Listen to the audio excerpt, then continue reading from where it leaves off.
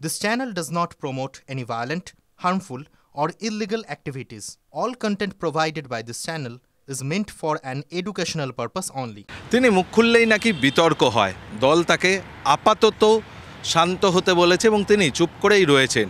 যদিও কাসেম সিদ্দিকী, তহা সিদ্দিকী, নওশাদ সিদ্দিকী এই সমস্ত বিষয় নিয়ে তার সঙ্গে একবার কথা বলে নেওয়ার চেষ্টা করব। তিনি ইতিমধ্যেই জানিয়েছিলেন যে কাসেম সিদ্দিকী দলে নেওয়াতে দলের খুব বেশি সুবিধা হবে না।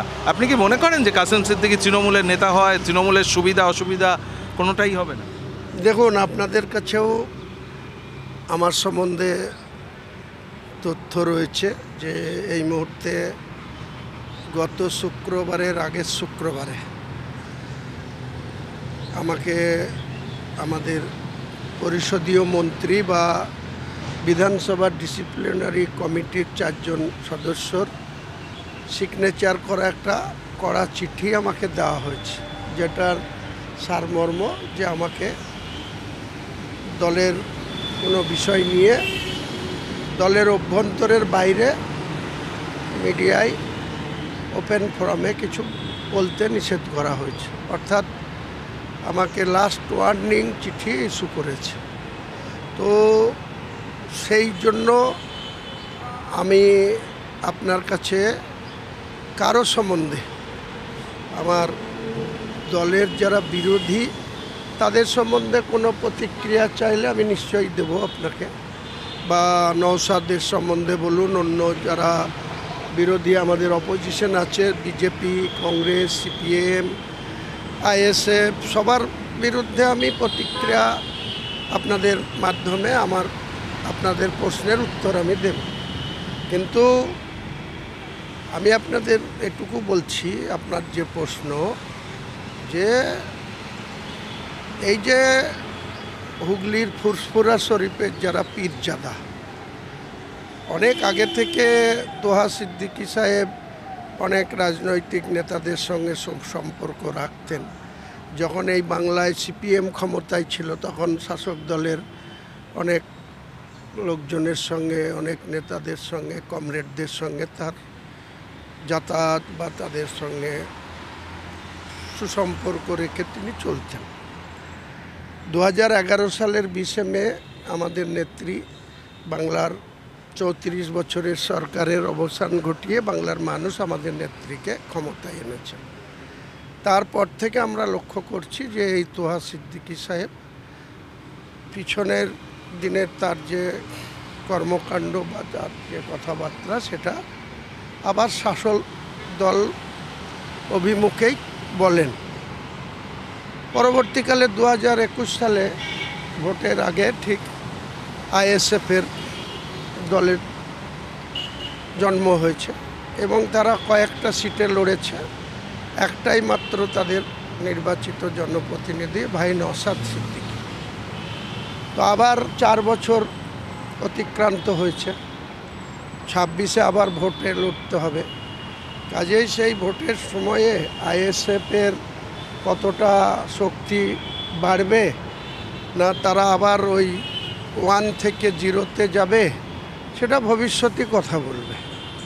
তো আমি আপনাকে একটাই কথা বলবো যে ফুরফুরা শরীফের পীরজাদাদের নিয়ে বেশি কথা বলার কোনো প্রয়োজন আছে বলে আমি মনে করি না। এনারা ধর্মীয় দিক থেকে তেনাদের ফুরফুরা শরীফের অনেক সম্মানের জায়গা এবং তারা যে পীর সাহেবের আওলাদ হিসাবে তাদের যে 3rd বা 4th জেনারেশন, তারা হুগলির উন্নয়ন বা তাদের ফুরফুরা শরীফের উন্নয়ন বা হুগলির মানুষের উন্নয়ন, জঙ্গিপাড়া বিধানসভার এলাকায় পড়ে বোধহয় ফুরফুরা শরীফের এলাকাটা, তাদের উন্নয়ন নিয়ে তারা যে কিছু বলতে পারে, তাদের নিয়ে আমি অন্তত পক্ষে কোনো সমালোচনা এই পীরজাদাদের নিয়ে করতে চাই না। আমি এইটুকুই বলবো যে তারা রাজনীতিতে এখনো কোনো দক্ষতা তাদের আছে বলে আমি মনে করি না। আমি আগের দিনও আপনাকে বলেছিলাম যে ফুরফুরা শরীফের পীরজাদারা একটা বংশপরায়ণ দিক থেকে মুসলিম সমাজের একটা উচ্চ সম্মানের জায়গায় রয়েছে। সেই জায়গাটা আমি কোনো মতেই তাদের সেই উচ্চ সম্মানটাকে ছোট করে দেখতে চাই না, বা কোনো অন্যভাবে তাদের নিয়ে কিছু বলতে চাই না। কিন্তু তোহা সিদ্দিকী বলছেন যে কাসেম সিদ্দিকী দলে আসাতে সংখ্যালঘুদের মধ্যে ক্ষোভ সৃষ্টি হয়েছে এবং নওশাদ সিদ্দিকী একা ছিল, ভাঙড়ে তো ও জিতবেই, আইএসএফ আরও 3-4টে সিট পাবে। দেখুন, তোহাবাবু কখন কি বলেন উনি নিজেই নিজের মতো করে প্রশ্নও রাখেন, ব্যাখ্যাও দেন। কাজেই আমি আগেই বলছি যে তোহাবাবুর প্রতি, তোহা সিদ্দিকীর প্রতি আমারও অগাধ শ্রদ্ধা আছে, ভক্তি আছে, কিন্তু তিনিও কারোর দ্বারা পরিচালিত হচ্ছে বলে আমার মনে হচ্ছে। কার দ্বারা পরিচালিত? সেটা আপনারা অনুসন্ধান করুন যে কারো পক্ষ নিয়ে এই ধরনের কথাবার্তা ইনি বলছেন।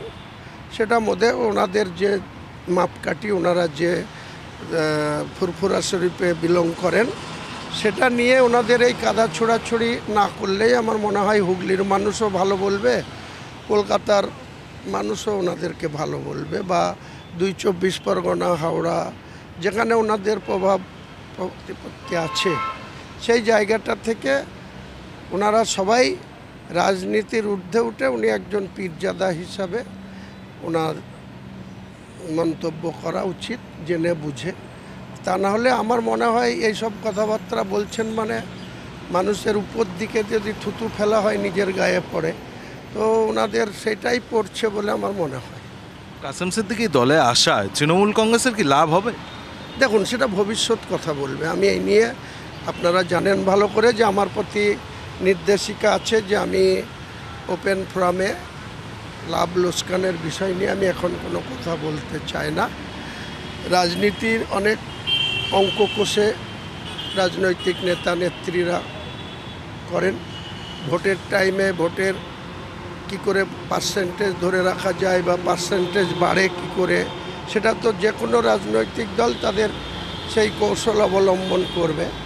তো কাকে দিয়ে খেলবে, কাকে দিয়ে সামনে রাখবে, কাকে সাইডে রাখবে, কাকে পিছনে রাখবে, সেটা তো সর্বোচ্চ নেত্রী অনেক অভিজ্ঞ, তিনি ঠিক করবেন।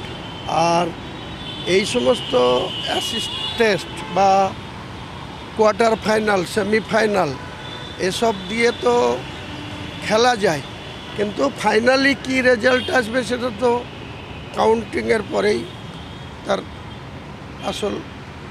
কিন্তু আপনি দক্ষ রাজনীতিক, ফলে দল কোন পথে যাবে, মানে কি রেজাল্ট হতে পারে সেটা আন্দাজ করতে পারেন? আমি রাজ্যের নেতা নই, আমি একজন জেলার নেতা বলতে পারেন। মুর্শিদাবাদ জেলায় আমি থাকি। সেই জেলাটা 2-24 পরগনা বাদ দিয়ে যদি একটা বড় জেলা ধরেন 3 নম্বরে, তাহলে তার নাম মুর্শিদাবাদ। তো সেই মুর্শিদাবাদ জেলার একজন মানুষ হিসাবে আমি আমার জেলা নিয়ে বলতে পারি যে আমার জেলায় মমতা বন্দ্যোপাধ্যায়ের নেতৃত্বে আগামী দিনে যাতে ভালো রেজাল্ট হয় সেদিকটা আমরা তীক্ষ্ণ নজর রাখছি, বা সেইটা যাতে গত 21-এর মতো ফল যাতে সেখানে ধরে রাখা যায়, সেটার জন্য আমার তরফ থেকে আমি আপ্রাণ চেষ্টা করব। বাকি কোথায় কি হবে সেটা রাজ্য নেতৃত্ব অবগত আছে, ওনারা ঠিক করবেন কাকে দিয়ে কি হবে, কাকে দিয়ে সামনে খেললে কি হবে। আমি এই ব্যাপারে বিশেষ কিছু আর বলতে চাই না। মানে দল বারণ করলো, আপনি একেবারে বাধ্য ছাত্রের মতো সেটাকে মানছেন? না, দল যখন করি, যতক্ষণ দলের বিধায়ক রয়েছি বা দলের অনুগত সৈনিকের মতো আগামী দিনটা আমি অন্ততপক্ষে আপনাকে এইটুকু বলছি যে 21শে জুলাই অবধি দল আমাকে তাড়িয়ে না দিলে বা আমাকে যদি বাধ্য না করায়, তাহলে আমি তৃণমূল কংগ্রেসটা ছেড়ে যাচ্ছি না, তৃণমূল কংগ্রেসটাই করব। আর দল যদি বাধ্য করে তখন তো বলেছি যে সেটা অনেক সময় আছে। যদি 21শে জুলাই কেন ডেডলাইন দিচ্ছেন? 21শে জুলাইটা তো শহীদ দিবস। আমি একজন তৃণমূল বিধায়ক হিসাবে যতক্ষণ আছি ততক্ষণ 21শে জুলাইটা তো সেই 1993 সালের 21শে জুলাই, সেদিন যুব কংগ্রেসের কর্মী হিসাবে, যুব কংগ্রেসের একটা ব্লক সভাপতি হিসাবে মেট্রো সিনেমার সামনে আমার কানের পাশ দিয়ে গুলি গিয়েছিল। তো সেটা থেকে এটাকে একটা নেত্রী যেমন স্মরণ করে, আমরাও নেত্রীর সেই স্মরণে সবাই থাকতে পাই, ডায়াসে থাকতে পাই একজন বিধায়ক হিসাবে। অগণিত লক্ষ লক্ষ মানুষ রাস্তায় আসে, আমরা ভাগ্যক্রমে বলতে পারেন সেই শহীদ দিবসে শহীদ স্মরণে আমরা ডায়াসে থাকতে পাই। কাজেই সেই 21শে জুলাই যাতে সেই শহীদ স্মরণে থাকতে পাই, তার জন্য বাধ্য ছাত্রর মতোই আচরণ করতে হবে। আপনি তাড়িয়ে দেবেই বা কেন দল? আপনি তাড়ানোর কথা বলছেন না, দেখছেন না আপনারা যে অনেকে অনেক রকম শৃঙ্খলা ভঙ্গ করে। কারো ক্ষেত্রে কিন্তু আমার মতো এই 8 মাসে 3 বার, 2 বার শোকজ, 1 বার লাস্ট ওয়ার্নিং চিঠি কেউ কি পেয়েছে? এটার দিক দিয়ে আপনারা ভাবুন যে একজন আমাকে ছাড়াও আরও 222-23টা তৃণমূলের বিধায়ক আছে। আপনি বিতর্কিত ব্যক্তি যেমন বলছেন, তেমনি এটাও একটা নজির হয়ে গেছে যে গত ডিসেম্বর থেকে মার্চ আবার এই জুন লাস্ট ওয়ার্নিং চিঠি, এটাও একটা সতর্ক বার্তা। তার মানে 2টো শোকজ আর একটা সতর্ক, 3টে চিঠি কোনো বিধায়ক খেয়েছে? কাজেই আমাকে তো চিন্তা ভাবনা করেই কথা বলতে হবে। এবং 21শে জুলাই অবধি আমি সত্যিই বলছি, আপনারা যতই প্রশ্ন করুন, যাই করুন, আমি আর এই ডিসিপ্লিনারি কমিটিকে সম্মানার্থে তাদের এই নির্দেশকে পালন করতে গিয়ে যাই ঘটুক, যাই ঘটছে, আমি এ ব্যাপারে নেত্রীর প্রতি বা আমাদের সেনাপতির প্রতি পূর্ণ আস্থা রেখে চলব। এই যে এখন একটা প্যারা গজা দেওয়া হচ্ছে, যেটা জগন্নাথ দেবের প্রসাদ সরকারের তরফে, শুভেন্দু অধিকারী বলছে এগুলো হালাল মিষ্টি, এগুলো খাবেন না, খেলেও মিষ্টি হিসাবে খান। শুভেন্দুবাবু জানেন না যে পৃথিবীতে হালাল শব্দর বাংলা কি মানে, বা হালাল শব্দটা উর্দু বা আরবি ভাষা। তো তার মানেটা হচ্ছে যে সুন্দর এবং পরিমাপ মতো খাবার খাওয়ার নাম হালাল রুটি খাওয়া, হালাল রুজি খাওয়া। তা উনি যদি তার ব্যাখ্যা, উনি মাঝে মাঝে জিহাদ সম্বন্ধে অনেক অপব্যাখ্যা করেন। আবার এখন এই আমাদের দিদি জগন্নাথ মন্দির হয়েছে, আগামী শুক্রবারে বোধহয় রথযাত্রা রয়েছে, সেই পবিত্র রথযাত্রাকে উপলক্ষ করে আমাদের দিদি বাংলার মানুষকে বিভিন্ন জায়গায় বিভিন্ন মাধ্যম দিয়ে, বিশেষ করে এমআর ডিলারদের মাধ্যম দিয়ে যে পাঠাচ্ছে, মানে ওই ভোগ পাঠাচ্ছে। তো সেই ভোগটা আমি আপনাকে বলছি যে সেই ভোগটা মুসলিম মতে এই ভোগটা ঠিকমতো তারা অবজ্ঞাও করে না, তেমনি তারা মন থেকে এইটাকে মেনেও নেয় না বা গ্রহণও করে না। মানে যারা আমরা রাজনীতি করি, তারা আমরা কোনো মন্দিরে গেলে আমাদের হাতেও ভোগের পুজোর কোনো কিছু তুলে দেওয়া হয়, আমরা সেটাকে কপালে ঠেকিয়ে হয়তো রেখে দিই, আমরা সেটা খাই না। তো মমতা বন্দ্যোপাধ্যায় এখানে 10.5 কোটি 11 কোটি মানুষ, তার মধ্যে 3.5 কোটি হবে মুসলিম, বাকি তো সবই সনাতনী বা অমুসলিম। তাদের জন্য যে বিরাট একটা ভোগের দেওয়ার বা সবাইকে এই জগন্নাথ মন্দিরের ভোগ গ্রহণ করার জন্য যে উদ্যোগ নিয়েছে, এতে ওনার কেন এত জ্বালা ধরছে? আমি ওনাকে এইটুকু বলবো আপনার মাধ্যমে, উনি যদি এত মুসলিমদের সম্বন্ধে ওনার বাজে ধারণা থাকে, মুসলিম মানেই খারাপ, মুসলিম মানেই তাদের হাতে ভোগ খাওয়া যাবে না, মুসলিম মানেই তাদের বাড়িতে যাওয়া যাবে না, তা উনি যেসব পেট্রোল পাম্পগুলো চালান, যে অর্থ থেকে ওনার এত গাড়ি বাড়ি, এত মানে মানে কি বলবো, যে এত সাইবিপনা করে চলাফেরা, তা সেই সব পেট্রোল পাম্পগুলাই উনি লিখে দেন না যে কোনো মুসলিম যেন আমার পেট্রোল পাম্পে তেল গ্রহণ করবেন না বা তেল দেওয়া হবে না। ওনার কর্মচারীদের উনি বলে দেন যে তুমি মুসলমানদের কোনো তেল বিক্রি করবে না। তাহলে তো বলবো উনি খুব আসল সনাতনী ধর্মাবলম্বী, তাকে মান্যতা দিচ্ছেন। এই সামান্য ভোগ দিচ্ছে সেটা নিয়ে যদি ওনার এত অ্যালার্জি হয়, এত কথা বলেন, তাহলে উনি মুসলমানদের এই পাম্পে তেল বিক্রি করছেন, সেই তেলের মুনাফা কমিশন নিয়ে ওনার এত সাহেবিপনা করছে। এটা তো নীতিবোধ থাকা উচিত মানুষের। যদি একটা সম্প্রদায়কে এত তিনি অবহেলা করেন, অবজ্ঞা করেন বা সমাজের মানে গ্রহণযোগ্য না মনে করেন, তাহলে তো তিনার ব্যবসার ক্ষেত্রেও কোনো মুসলিমকে এন্ট্রি দেওয়া উচিত না, বা তার পাম্প থেকে কোনো মুসলিম তেল নিতে পাবে না, বা তেল বিক্রি করা হবে না কোনো মুসলিম। গোটা বোর্ডে লিখে দিন না।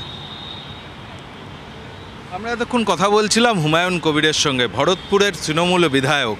21শে জুলাই পর্যন্ত অন্তত তিনি এমন কোনো মন্তব্য করবেন না যাতে বিতর্কে জড়াতে হয়। বাধ্য ছাত্রের মতোই দল যে নির্দেশ দিয়েছে সেই মতোই তিনি চলবেন। তার কারণ 21শে জুলাইয়ের সঙ্গে একটা আবেগ জড়িয়ে রয়েছে, আর সেই 21শে জুলাই যাতে মঞ্চে থাকতে পারেন সে কারণেই আপাতত বাধ্য ছাত্রের মতোই আচরণ করছেন তিনি। একই সঙ্গে শুভেন্দু অধিকারীকে তার পরামর্শ বা আর্জি যে আপনি লিখে দিন না আপনার যে সমস্ত পেট্রোল পাম্প রয়েছে যে সেখান থেকে কোনো মুসলিমকে তেল দেওয়া হবে না। ক্যামেরায় তুষার ঘটকের সঙ্গে প্রদীপ্ত কান্তি ঘোষ, TV9 বাংলা, কলকাতা।